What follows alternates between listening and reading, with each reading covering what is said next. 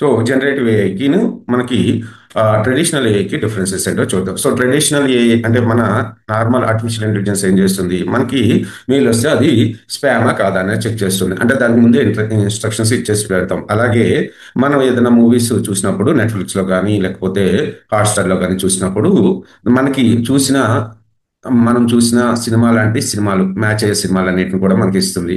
Okay, తర్వాత వచ్చేసి మనం క్రెడిట్ కార్డు ఏదైనా స్వైప్ చేసాం అనుకోండి, అది ఏమైనా ఫ్రాడ్ అంటే మనం ఎప్పుడు కూడా హైదరాబాద్లో ఉంటే స్వైప్ చేస్తాం, పొరపాటున ఇక్కడ యూఎస్ నుంచి ఎవరో స్వైప్ చేసినట్టు వచ్చింది. సో అలాంటప్పుడు క్రెడిట్ కార్డు ఫ్రాడ్ అని చెప్పి మనకు మెసేజ్ ఇస్తుంది. ఇదంతా కూడా ట్రెడిషనల్ ఏఐ.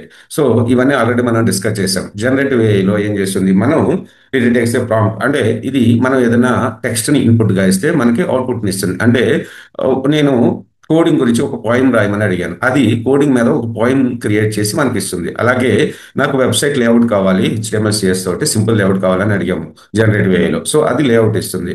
అలాగే మనం ఒక సైబర్ పంక్ కాఫీ షాప్ అని చెప్పి ఒక ఇమేజ్ జనరేట్ చేసి ఇమేజ్ జనరేట్ చేసి ఇస్తుంది. ఓకే,